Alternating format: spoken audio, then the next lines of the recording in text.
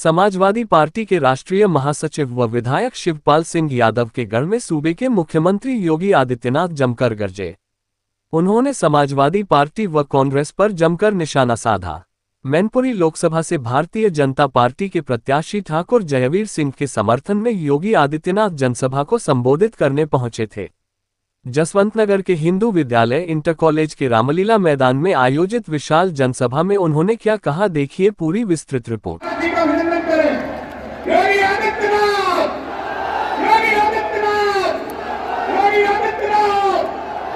पीठाधीश्वर और गरीब की भैंस और खटिया, हम सबकी बहन और बिटिया और सनातन धर्म की चुटिया की रक्षा करने वाले माननीय मुख्यमंत्री योगी आदित्यनाथ जी हम सबको संबोधित करें।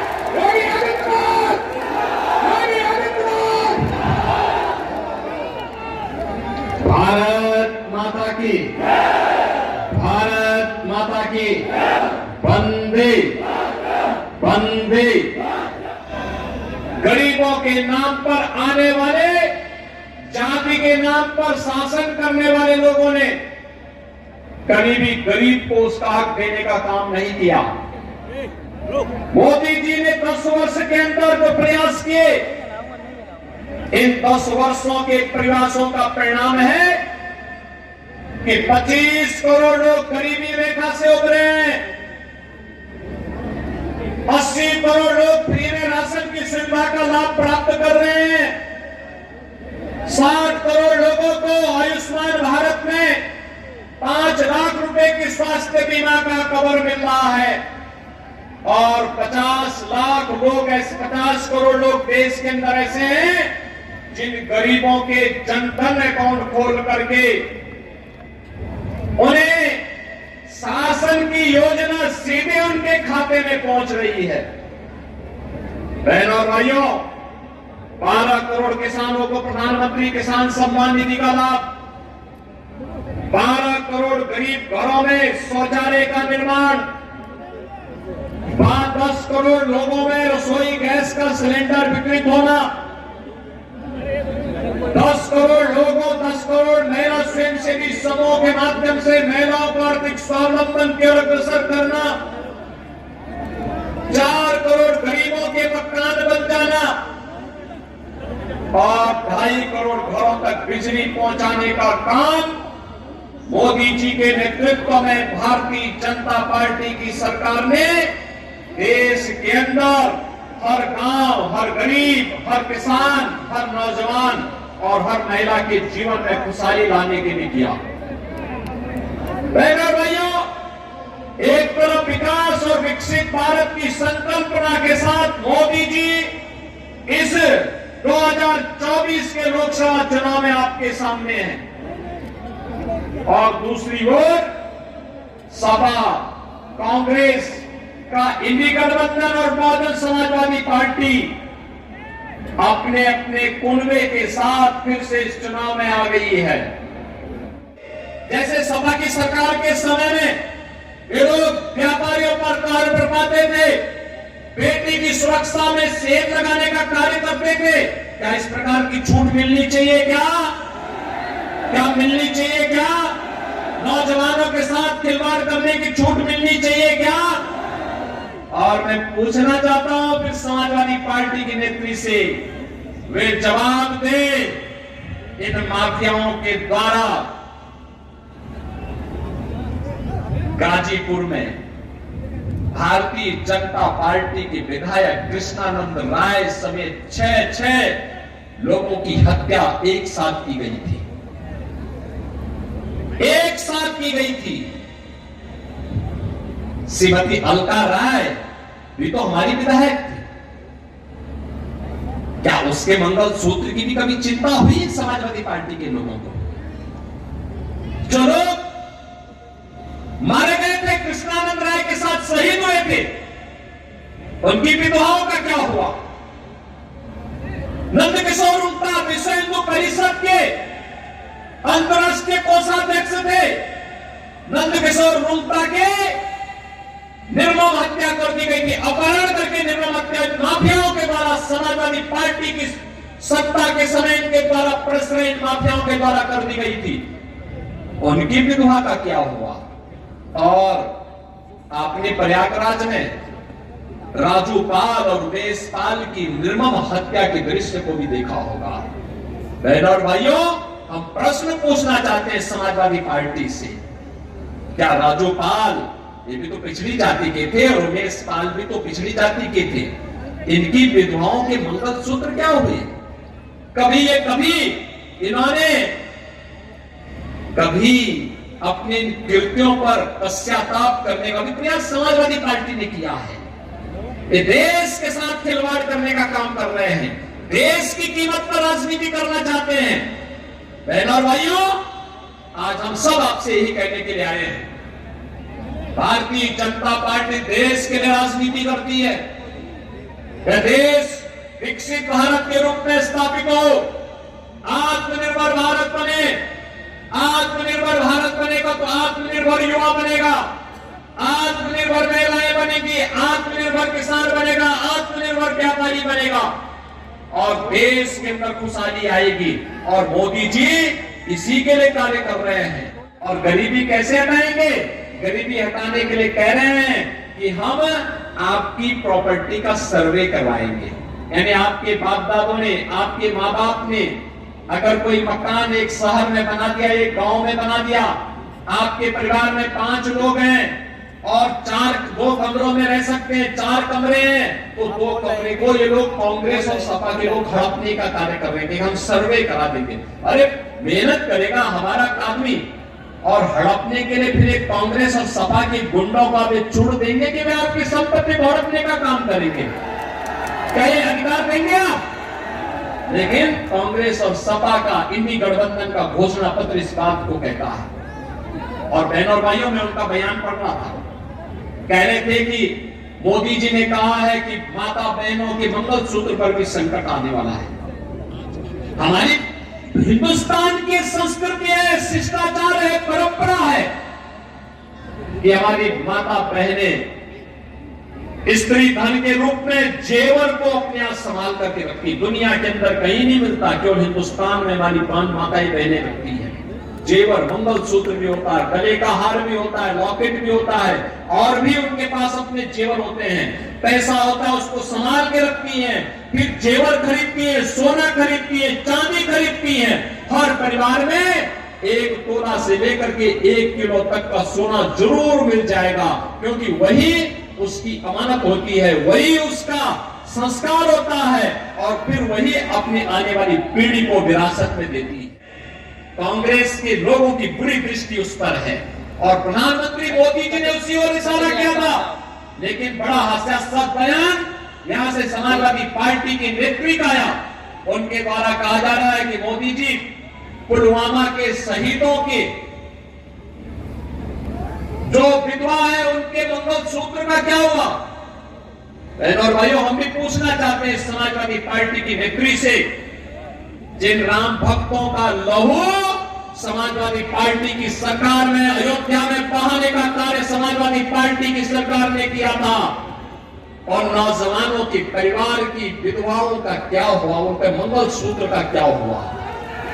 हम प्रश्न पूछना चाहते हैं बहनों और भाइयों, और एक प्रश्न आपको भी पूछना चाहिए। स्वर्गीय कल्याण सिंह जी ने अपना पूरा जीवन उत्तर प्रदेश के विकास के लिए और श्री राम जन्मभूमि के लिए समर्पित किया था।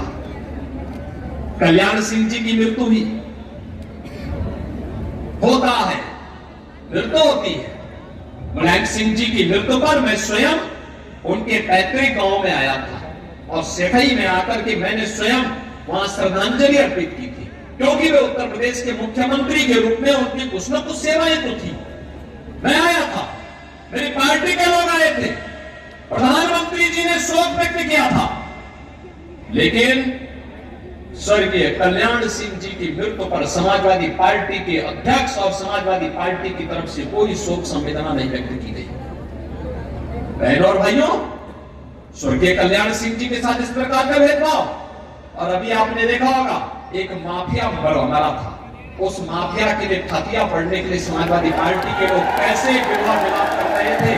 यह भी दृश्य आपने देखा होगा, वह भी दृश्य आपने देखा होगा।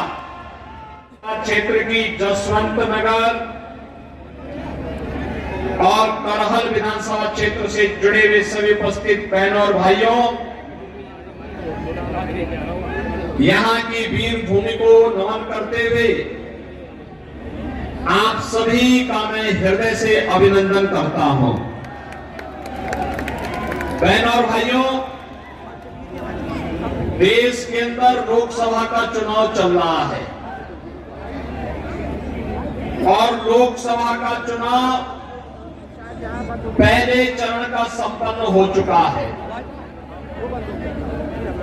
कल द्वितीय चरण का मतदान होना है। पहले चरण के 21 राज्यों के 102 लोकसभा सीटों पर जो चुनाव के रुझान हैं, वे रुझान बताते हैं कि पूरे देश के अंदर एक ही आवाज गूंज रही है और वो आवाज है कि फिर एक बार, फिर एक बार, फिर एक बार मोदी सरकार का। बहनों और भाइयों, जो ये पूरे देश के अंदर की आवाज है, ये आवाज वो आवाज है जो 10 वर्ष के अंदर मोदी जी के नेतृत्व में एक बदलते हुए भारत को हमने देखा है। बहनों और भाइयों, एक ऐसा भारत जिस भारत का दुनिया के अंदर सम्मान है, जिस भारत के अंदर सबको सुरक्षा है, सीमाएं सुरक्षित हैं, आतंकवाद और नक्सलवाद को उसकी सही जगह पहुंचाने का काम किया गया है। विकास के बड़े बड़े कार्य हो रहे हैं। गरीब कल्याणकारी योजनाओं का लाभ बिना भेदभाव के समाज के प्रत्येक तबके को प्राप्त हो रहा है। वीर सिंह जी, माननीय विधायक राम नरेश अग्निहोत्री जी, माननीय विधायक श्रीमती सरिता भदौरिया जी, भारतीय जनता पार्टी के जिला के अध्यक्ष श्री संजीव राजपूत जी, राहुल चतुर्वेदी जी, प्रदेश उपाध्यक्ष श्रीमती कमलावती जी, पूर्व सांसद रघुराज साक्य जी, पूर्व सांसद प्रेमदास कठरिया जी,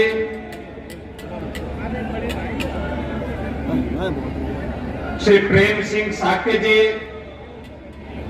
लोकसभा के संयोजक आलोक गुप्ता जी, चुनाव के दौरान आकर के तमाम प्रकार के राग अलापते हुए दिखाई देते हैं।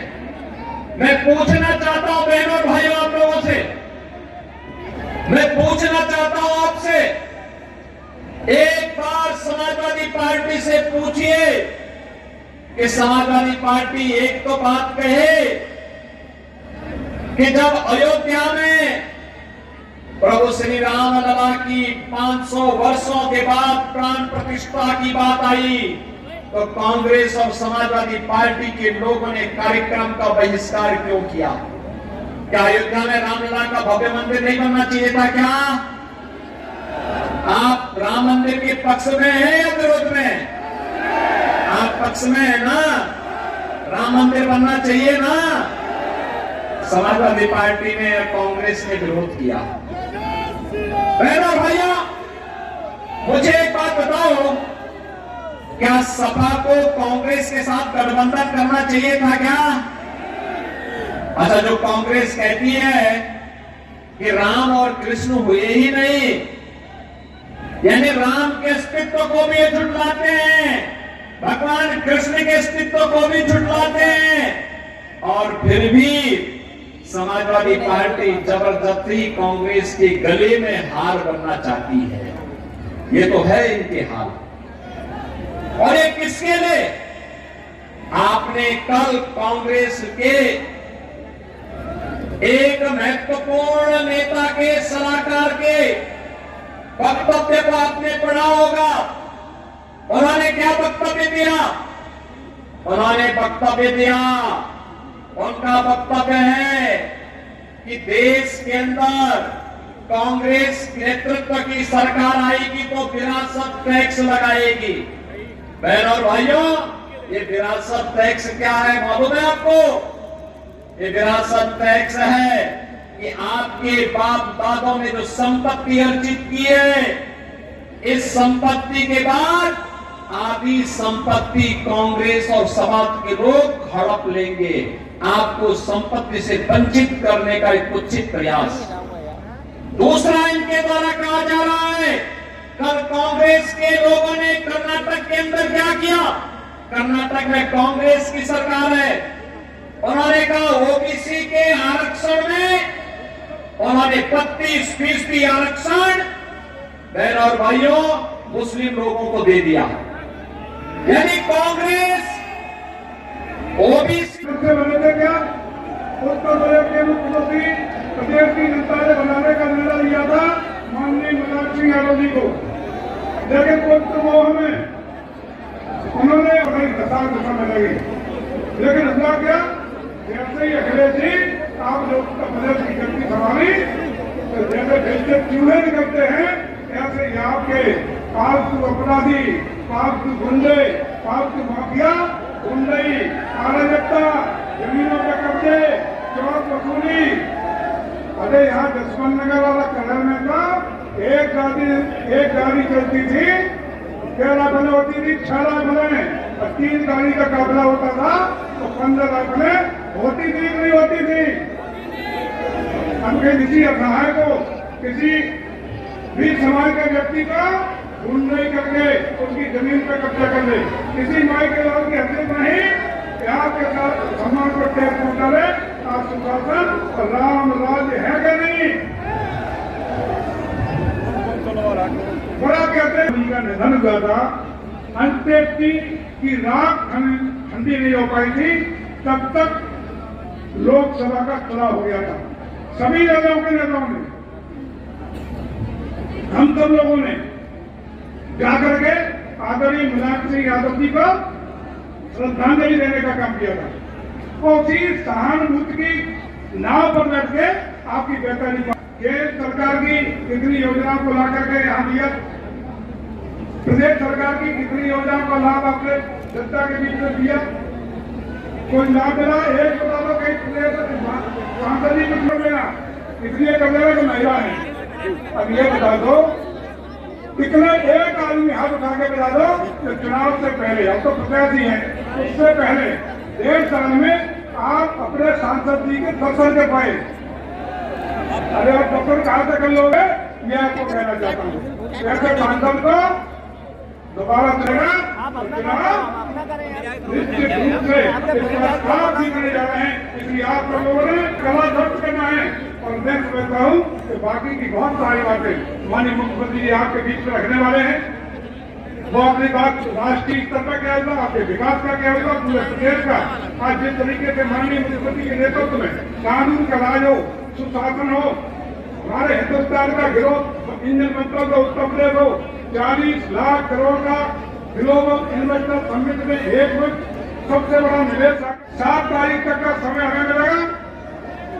एक निवेदन करता हूँ, सब लोगों के पास मोबाइल है, सवेरे 20 फोन सवेरे और 20 फोन शाम को, जितने आपके मिलने वाले, जुड़ने वाले रिश्तेदार, दोहारी, हितकारी है, सभी को फोन इस बार कमल सरकार को वोट करना है। इस बार आदरणीय मोदी जी को मंजूर करना है, इस बार आदरणीय योगी जी को मंजूर करना है, कमल को बिताना है और भगवान महेंद्र जी का लहराना है। इसका काम करोगे, करेंगे, पक्का हो गया, दरवाजा हो गई है। तो मैं एक आश्वस्त करता हूँ कि 7 तारीख तक सारे लोग एक वोट डाल देना, अपनी फोटो को कोई भी अपना वोट डालने से रहने जाए। आपके ये व्यवस्था की गारंटी हम लोगों की है, कहीं भी कोई किसी स्वागत करता हूँ और पुनः बहुत बहुत आपको प्रणाम करते हुए आइए एक और संकल्प में, भारत माता की, भारत माता की, वंदे वंदे, जय जय श्री राम, जय जय श्री राम, हर हर महादेव।